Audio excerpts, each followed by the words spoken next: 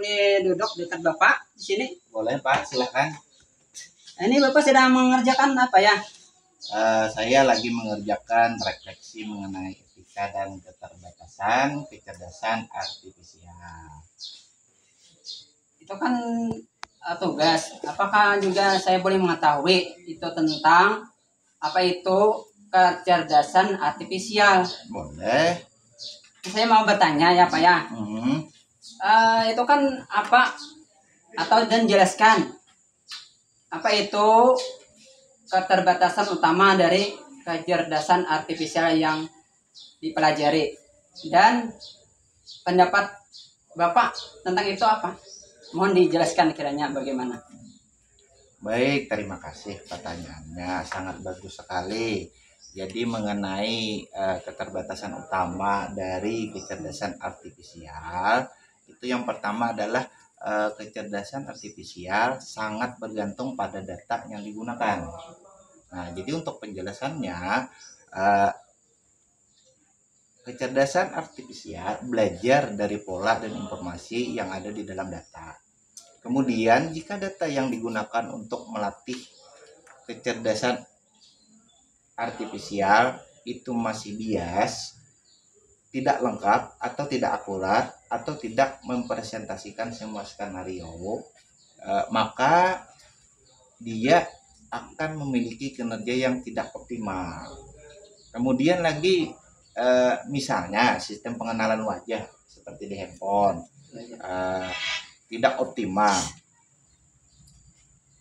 Jadi sebagian besar dengan data orang berkulit terang mungkin kurang akurat saat mengenali orang berkulit gelap. Nah, kemudian kalau untuk pendapat saya, keterbatasan ini adalah salah satu tantangan terbesar dalam pengembangan. Ini menyoroti pentingnya kumpulan data yang besar, beragam, bersih, representatif. Jika kita ingin kecerdasan artifisial berfungsi secara adil dan berkualitas tinggi, selain itu juga menuntut transparansi dan bagaimana data digunakan dan potensi bias yang ada di dalamnya. Begitu, Pak. Terima kasih, jawaban Bapak cukup bagus dan menambah wawasan bagi saya. Dan mungkin ini boleh bertanya selanjutnya Bapak. Silahkan. Karena juga kita ini perlu juga yang namanya pengetahuan, ini menambah wawasan bagi kita. Betul. Itu pertanyaannya itu adalah bagaimana cerita tentang keterbatasan kecerdasan artifisial yang mana itu berpengaruh bagi keadaan di sekolah Anda, Bapak sendiri. Mohon kiranya ada penjelasan dari Bapak. Kalau bagaimana keterbatasan itu, jadi ada dua. Yang pertama itu tergantung pada data. Dan yang kedua adalah kurangnya pemahaman kontekstual yang sangat mempengaruhi bagaimana kecerdasan artifisial itu digunakan di sekolah. Yang pertama, ketergantungan pada data di lingkungan sekolah. Pengaruhnya bisa sangat terasa, terutama jika data yang digunakan untuk melatih sistem kecerdasan artifisial tidak mempresentasikan semua siswa atau situasi di sekolah. Artinya tidak sesuai dengan kondisi sekolah, begitu. Jadi di sana ada bias dalam sistem pembelajaran. Nah, jadi bias ini bayangkan jika di sekolah menggunakan sistem pembelajaran adaptif berbasis kecerdasan artifisial untuk merekomendasikan materi atau gaya belajar. Jika sistem itu dilatih hanya dengan data dari siswa-siswa dengan gaya belajar tertentu, maka demografi siswa yang terbatas, begitu. Jadi hanya siswa yang punya akses internet stabil di rumah. Jadi mereka hanya siswa-siswa tertentu saja. Kemudian untuk yang selanjutnya, ketidakakuratan penilaian otomatis. Nah, ini untuk faktor berikutnya. Jadi jika ada sistem kecerdasan artifisial digunakan untuk penilaian esai atau tugas-tugas kreatif, dan data latihannya hanya berasal dari satu jenis tulisan atau gaya bahasa, sistem itu mungkin akan kesulitan menilai keaslian atau kreativitas karya siswa yang memiliki gaya berbeda, begitu Pak. Sangat memuaskan jawaban dari Bapak. Mungkin pertanyaan terakhir bagi saya ya, Bapak. Oh iya Pak, satu lagi Pak untuk kekurangannya Pak. Nah, jadi di sini untuk kekurangannya kecerdasan artifisial ini yang pertama keterbatasannya berarti kita tidak sepenuhnya bergantung pada kecerdasan artifisial untuk tugas-tugas yang dibutuhkan penilaian manusiawi dan pemahaman mendalam gitu. Faktornya Pak, yang pertama batasan asisten virtual atau chatbot. Nah, jadi di sekolah menggunakan chatbot untuk menjawab pertanyaan siswa atau orang tua. Nah, itu dijawab secara otomatis oleh sistem. Kemudian lagi untuk yang selanjutnya tidak bisa menggantikan interaksi guru siswa yang humanis begitu. Karena berhubung dia adalah teknologi. Guru seringkali harus membaca ekspresi nonverbal, memahami situasi hati kelas, atau memberikan motivasi personal.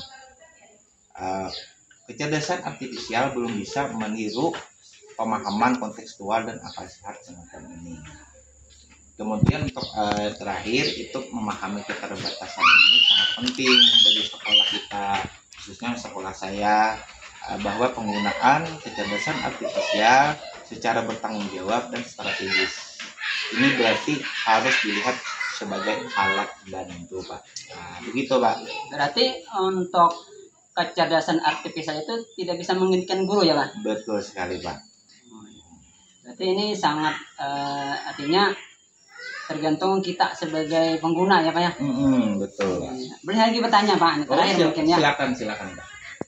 Ini kan pertanyaannya itu adalah sebutkan etika yang sangat penting ketika kita menggunakan kecerdasan artifisial, khususnya itu adalah kecerdasan artifisial generatif di sekolah, dan bagaimana juga itu penerapan yang konkret di sekolah Bapak ataupun dimanapun berada. Oke.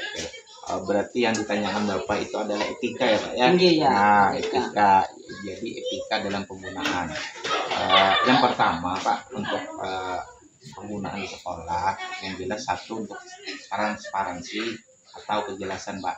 Jadi maksudnya prinsip ini berarti bahwa pengguna terutama kita sebagai guru harus memahami bagaimana sistem kecerdasan artifisial bekerja, data apa yang digunakan, dan mengapa sistem tersebut berhasil output tertentu. Nah, ini penting karena kecerdasan artifisial generatif seringkali dianggap sebagai kotak hitam di mana proses internalnya sulit dipahami. Kemudian untuk yang kedua, itu penerapan di sekolah.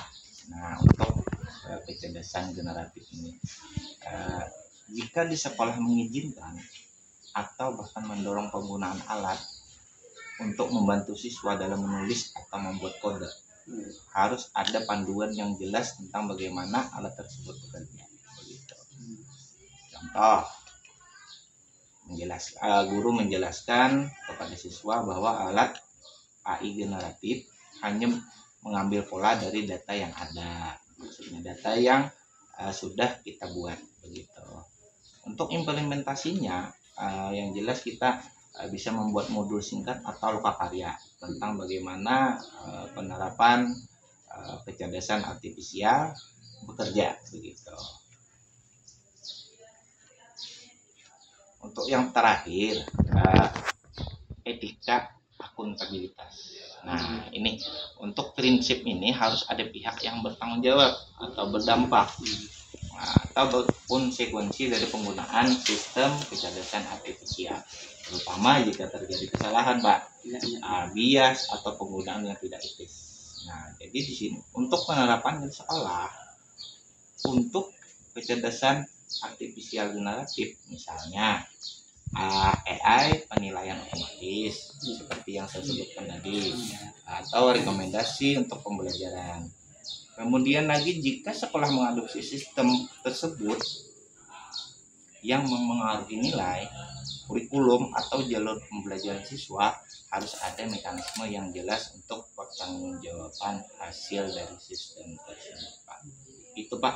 Nah, Cukup jelas Pak penjelasannya. Terima kasih Pak atas jawaban dari Bapak. Semoga bermanfaat bagi ulun dan sendirinya juga bagi kita bertahan. bagus Pak. Terima kasih banyak Pak ya. Ya, terima kasih Pak. Iya. Saya permisi Pak ya. Ya silakan.